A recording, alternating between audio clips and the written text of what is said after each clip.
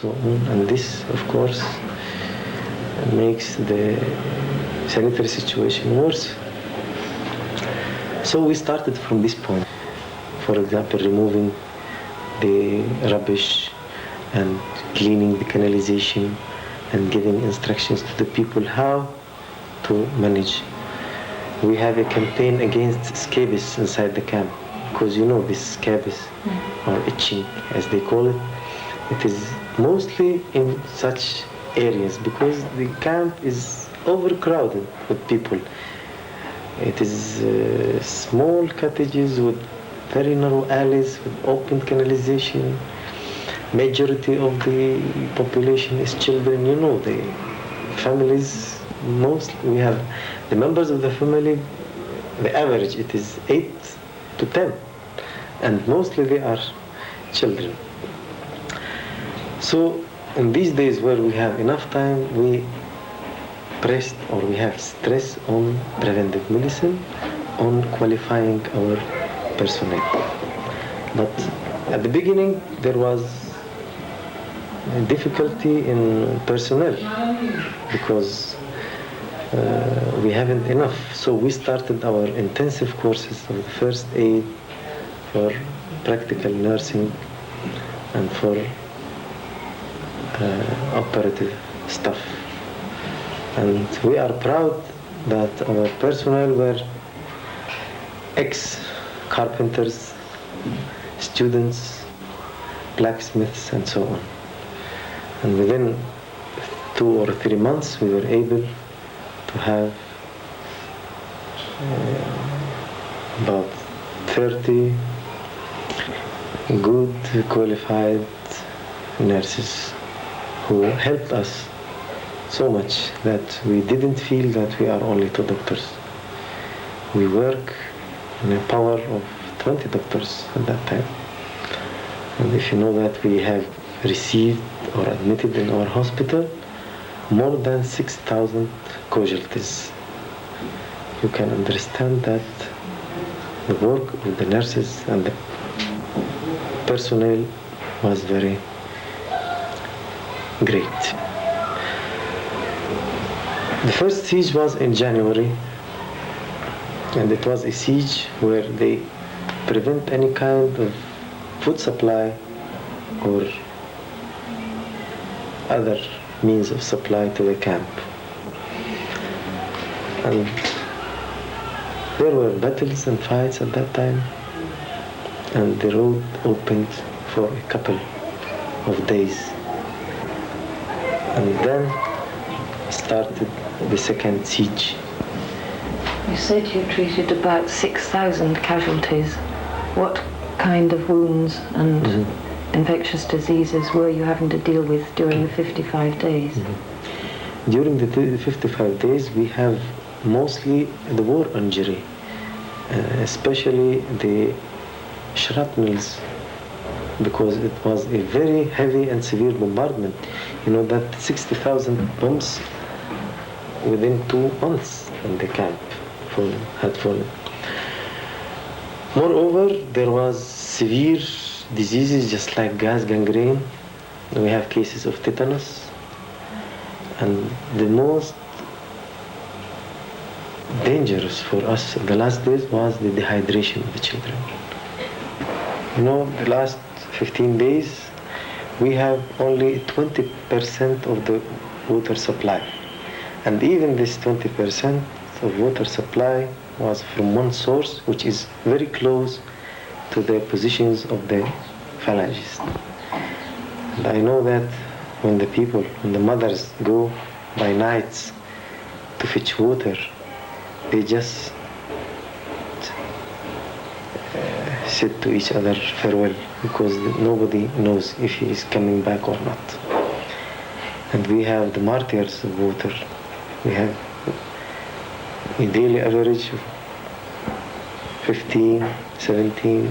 One day we had 37, because the phalangists used to throw bombs on this source of water. And in spite of that, mothers, people were trying to get water. One time they brought me a mother with a bucket of water on her head, and she was a sniper in her hand, but she still holding this bucket of water. And she came to the hospital, and with great difficulty we could release this bucket, because she was very happy that she got some water, and she was not paying attention even to the injury. The most important for her was that she got water. So this was the situation for the water. The last 48 hours we have no water at all, and we have the last days we have a daily average of 10 to 12 children dying daily. Mothers brought their children just like that. It is skin and bone in Arabic say. And doctor, what can I do? And I know that they need water, they need milk, they need water. Even this we can't ensure for them. So all of them tell me, shall I prepare for him a tube? It was very difficult for me to answer such questions, right? Because I know that they need water. So the problem of water was a striking one. And this put us in a very bad situation, because we were not defending inside the camp, not the alleys, not the windows, not the doors. We were defending the people, and especially the children. So what we can do if they are dying in front of our eyes? How much water were you able to give to those you were looking after in the hospital? You see, a glass of water has to pass for between 8 to 10 wounded people. Everyone can have maybe one mouthful, and that's all, because it was very rare. And we have to give them water, especially those cases with abdomen injuries. You know, we have no infusions, so we used to give them with a spoon.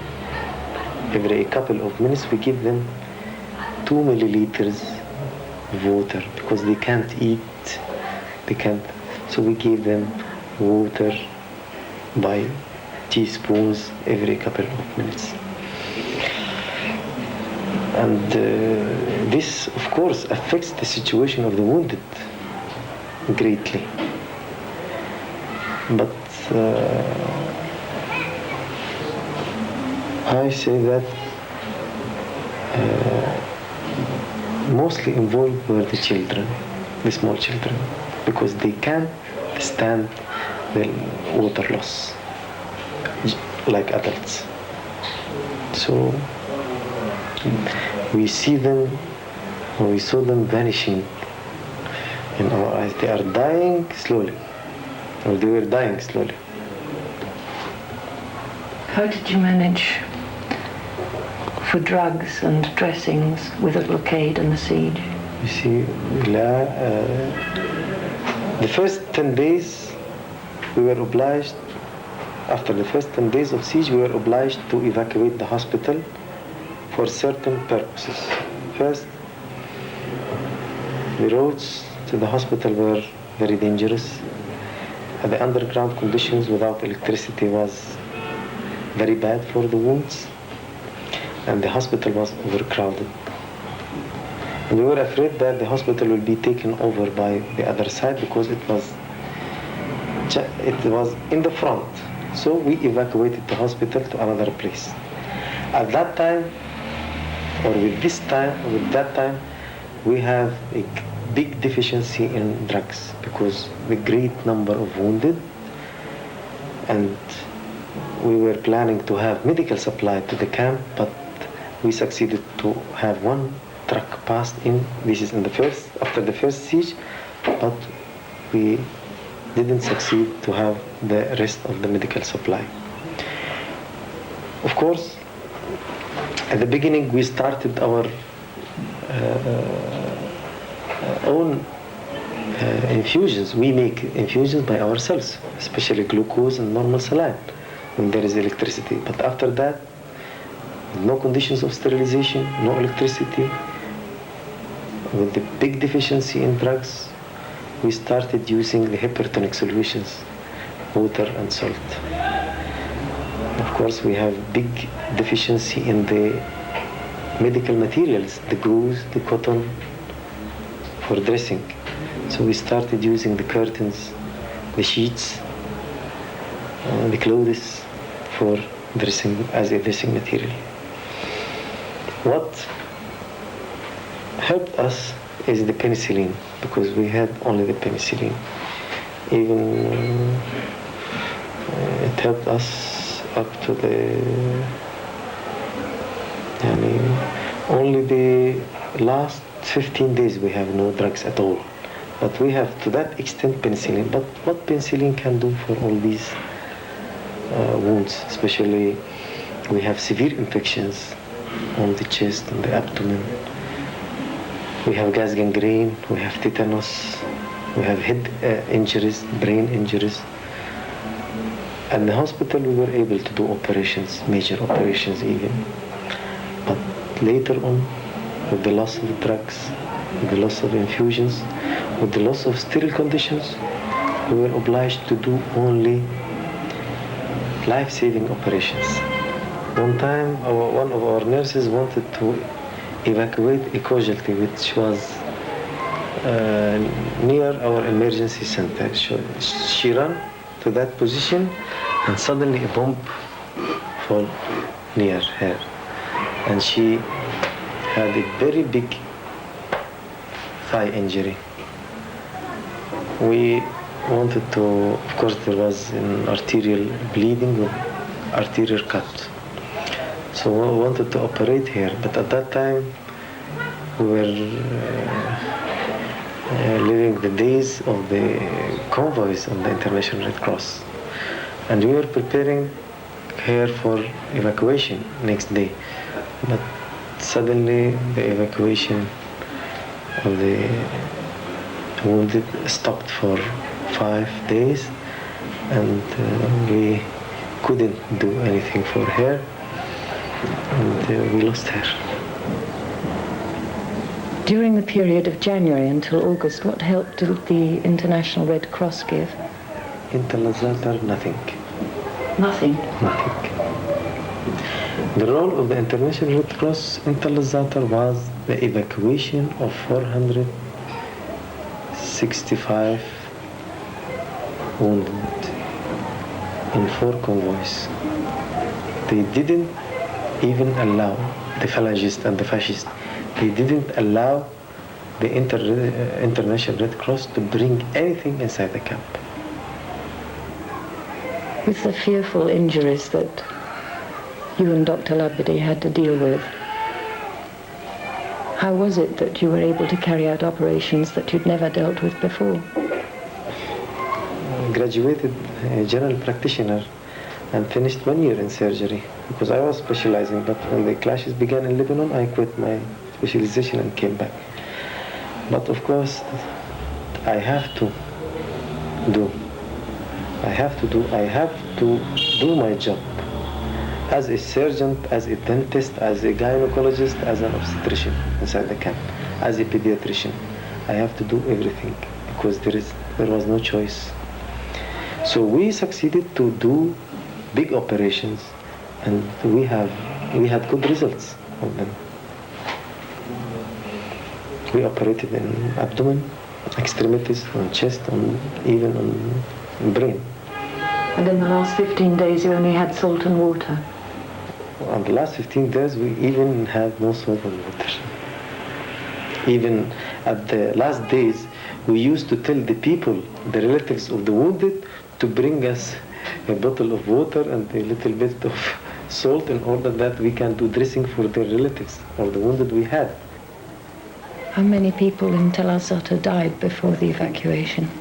before the day of the evacuation, we lost 2,500.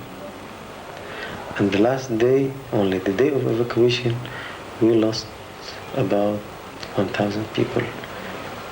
We don't know their destiny till now. But myself, I was a witness, an eyewitness of the massacre. I have seen hundreds of dead bodies, starting from the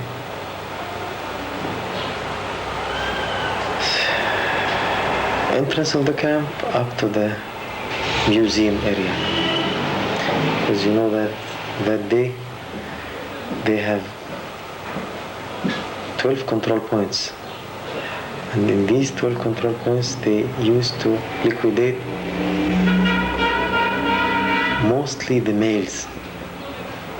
And I have seen dead bodies of pregnant women, old people, children,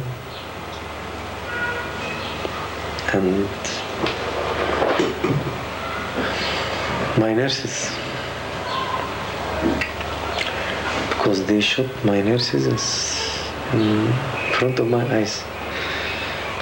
These are the pictures of them. I will not forget that moment at all. And I don't know what is civilization. Those people count themselves as the representatives of the European civilization in the Middle East. I don't know if the European world opinion agree with that. Maybe there is a new definition for civilization, I don't know. This is a question I asked to the international world opinion.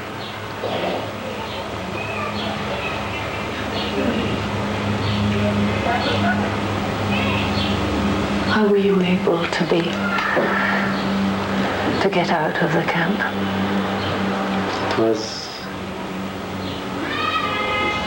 I was lucky. I was put to the wall to be shot with my nurses, but suddenly one of the phalangists recognized me.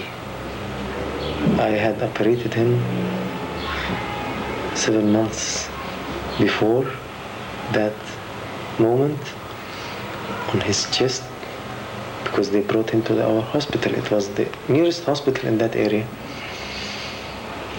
And they recognized me and wanted to save my life. Then they started an argument. One of them wanted to shoot me, the other one wanted to save my life. And suddenly a Syrian officer put an end to their argument. Fortunately, I had operated him before also. So he took me, and I started telling him about the nurses, and it was in vain. He told me it is useless to save the nurses. And they were shot in front of my eyes. Of course, the evacuation of the camp was through an agreement by the Palestinian resistance on the other side. And this agreement was sponsored by the Arab peacekeeping forces and the International Red Cross. And they should come next day, on 12th of August, at 8 o'clock in the morning, to take the children and the civilians. But at that day, there was a big trick. And the phalangists started heavy shelling in the camp, and they double-crossed the civilians, the mothers and children, and there was a great massacre. Of course, as far as our staff is concerned, they reached us and took us, and we succeeded to take with us 38 heavy wounded patients course, every two of us held one patient. But they killed those 38 with the nurses on that day.